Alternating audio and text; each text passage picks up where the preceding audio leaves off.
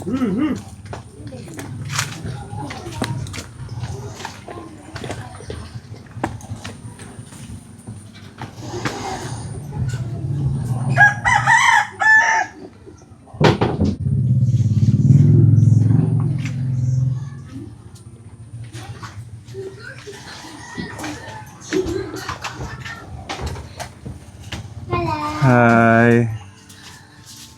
Si Jesly Ann. Nanonood ka ng TV. Oh. May medal si Jesly Ann. Oo, this Ano siya? With honor? with honor po. Wow. Marunong na siyang mag-English. Marunong ka mag-English? Hala, sample. How are you, Jesly Ann? How are you? I'm fine. How old are you? Huh? 6 years old. What's the name of your nanay? What's the name of nanay? What is my name? My name is...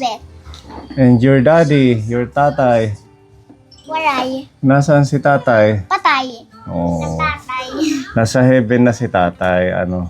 Oo, hata lagot siya dida. Tapos roti lang nga crack.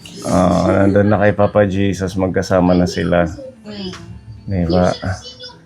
Ayan yung bahay ni Ate Lilibet. Maayos Magpipiesta yata kayo, Ate Lilibet. Nagsaing. May ano dito, manok. Sakto. Para maluto niya. Ito na ba yun? Malutuin mo to. Galing sa ating anonymous sponsor.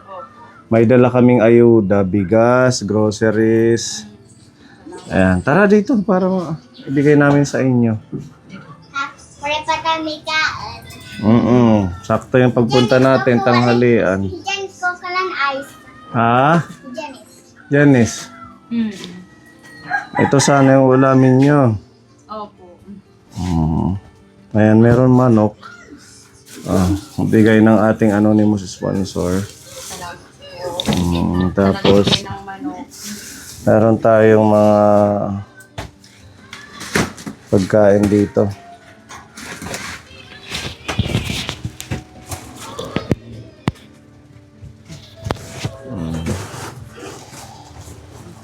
Dito na lang sa lamesa.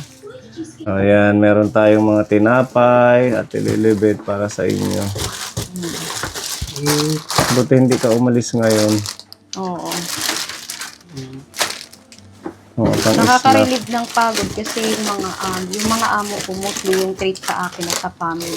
Ano? Yung treat nila, yung pagdara nila akon, just like a family. Kaya nag-enjoy ka dun sa trabaho mo. Nag-i-enjoy kahit nakakapagod. Kailangan yan.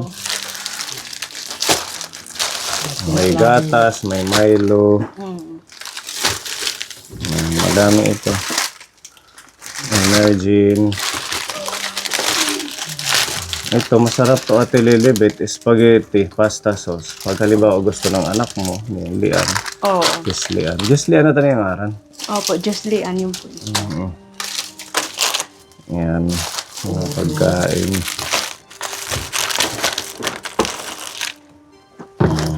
May mga dilata din.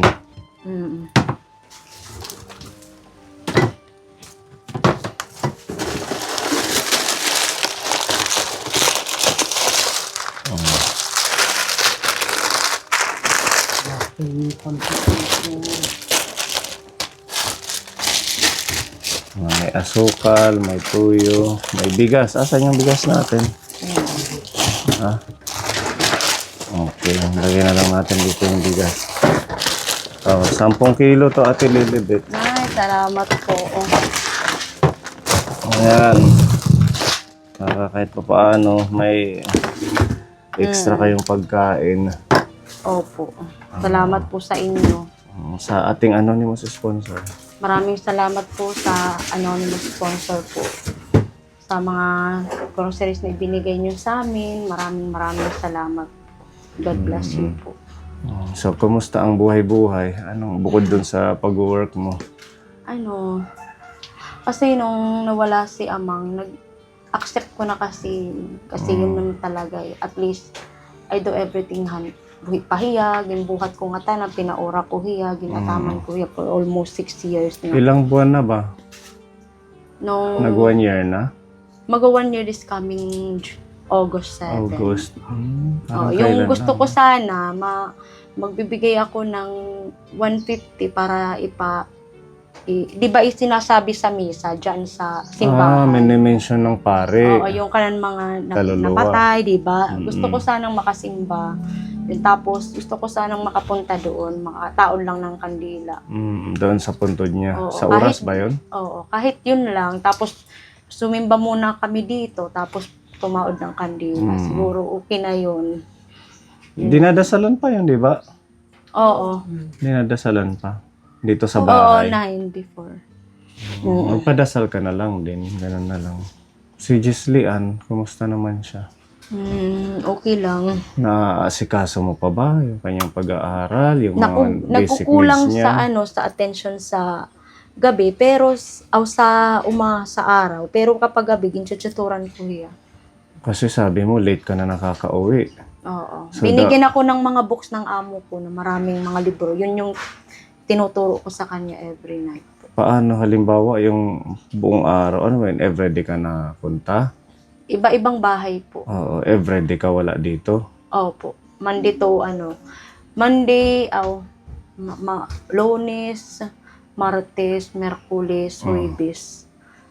Tapos Sabado, general cleaner po ako. Then yung Friday and Sunday, gardening po. Anong oras ka na usually nakaka-uwi? Mga 7, 8. 7 ng gabi or 8 ng Kasi gabi? di ako uuwi hanggat di tapos. Kasi kinabukasan, ibang bahay na naman. Mag-ingatan mo yung anak mo. Kasi sa panahon ngayon, lalo na't babae siya.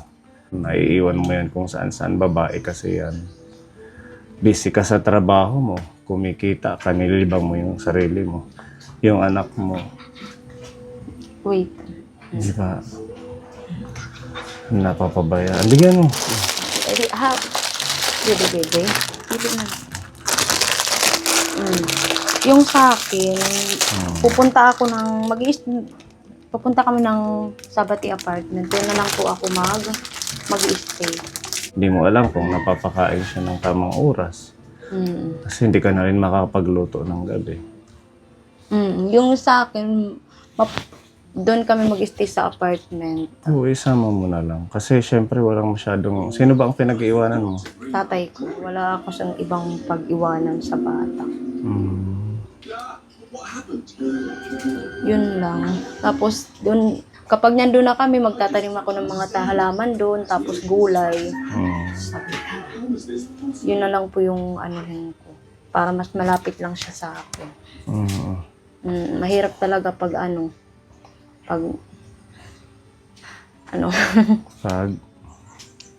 yung incomplete family po. Lalo na kapag walang nag-aalaga sa anak. Kasi kagaya yun, nakukwento mo sa amin na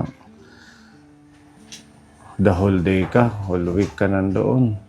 Oo, Gabi lang kayo nagkikita ng anak mo.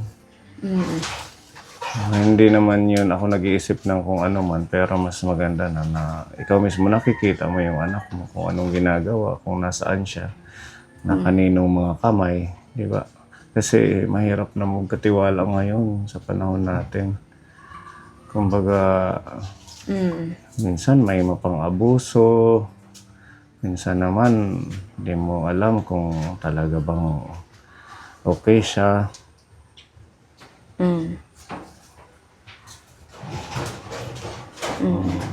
Okay ka lang. Okay lang. Parang malalim ang iniisip. Malalim ang iniisip ni Libet. Okay lang ako. Basta ganun. At saka, huwag masyadong magpaka-busy na nakakalimutan mo na yung pansarili mong obligasyon sa anak mo. Hindi masama yung hanap buhay, maghanap buhay tayo, pero dapat balance. Anong gagawin mo sa madami mong kita kung nanineglect yung anak mo, napapabayaan. Minsan nga sa trabaho ko, parang nahingangaturog. Dahil sobrang pagod na, Oo. dahil wala kang pahinga. Yung lumalabas na lang ako, tumitingin ako sa mga halaman na nawawala, yun po na. Yun yung ginagawa ko, tumitingin-tingin sa labas. Gusto kong makabangon, sir, kasi marami na akong mga struggle na mga pinagdaanan, pangpuhunan sa halaman, o para pang negosyo. Kumusta na pala yung binigay sa inyong pangkabuhayan ng ating sponsor? Sabi mo, isi-savings mo, ano na ang nangyari? Isinavings ko to, tapos nung na-hospital si baby, tapos nung nagipit ako, na-withdraw ko, yun po. Pero, naubos. oo, tapos, yung sa akin naman, Akala ko ba nagtatrabaho ka? Eh di, dapat yung pinagtrabahuan, doon mo na ginagamit yung sa mga nung umutang ako, emergency. nahalaghag yung trabaho ko, tapos nung after a month, nang kinasunodan na buwan, na fully book na po. Pati yung Mga thrice a week mak dati. yung pagtitinda mo ng mga gulay, saglit lang pala, hindi na nag-continue.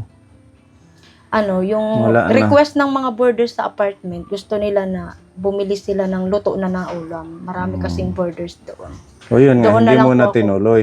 Hindi ka na nagtinda. Continuous po ako sa apartment na lang po. Kasi yun po yung suggestion nila sa akin. Okay, so yan. Maraming salamat sa ating sponsor, sa ating anonymous sponsor. Oo. At least na bisita namin kayo at nakumusta. Gusto rin ng ating sponsor na makumusta kayo, kaya nagbigay siya nitong pagkain. Opo. Okay naman kayo. Okay lang. Wala namang boyfriend, wala pa. Nako, ayoko. Ayaw Ayoko mo. na. Nagpadlock na Padlock na. ng puso. Parang good lang. Sagrado na. Ha? Papagukla niya, kukula. Akanari paparanganan, light siya kukuanan. Papatay ng Iya ilaw. pa kukun paparangan didi, tos rada malight didi, tos didi. Ano to tamindab Tingnan mo, wala Tapos silang, sarado. wala pa silang Tapos kamuang-muwang. sarado. Wala pang kamuang-muwang, tapos iiwan-iwan mo lang. Ilang taon na to? Ilang taon na ito? Anim. 6 years old. Parang kaedad ni kaedad ni Iya. Iya. Anak ko. Ingatan mo yung anak mo, ha? Huwag basta-basta kung kani-kanino iiwan. Kasi ang panahon natin ngayon ay nakakatakot na. Kahit kadugo, kamag-anak, kung sino man, meron hindi magandang gagawin. Ha? Ba't malalim yung iniisip mo? Okay ka lang talaga? Okay lang. Or baka may gusto kong sabihin sa amin? Wala po. Wala. Sigurado. Nais ko lang magpasalamat po sa ninandog na pagmamahal po para sa amin at sa pagbisita. Salamat po. Nagkamay, siya, na ospital. Oo. Nagkamay siya ng Mga infection. sugat. Yan yung talagang sakit niya. May cellulitis talaga po yan, sir. Nag-inihain siya una huwas. Baby love, come here. Tsada. Ano? May daniya ko na Mga grade 1 na yan siya o grade 2 na? Mag-grade 1. Grade 1. Diyan lang Dati naman yung yung school sa diagnose harap. niya, may bacterial infection sa dugo. Yun yung siguro nahawa sa tatay niya. Diba? Na-inherit sa tatay. 1 year before mag-dialysis yung tatay, yun yung katawon niya. Bago mag-dialysis yung tatay. Kailangan na lang, laging malinis sa katawan siya. Oo. Ano lang. O sige, kain na kayo. Luto na yung sinaing. Lilibit.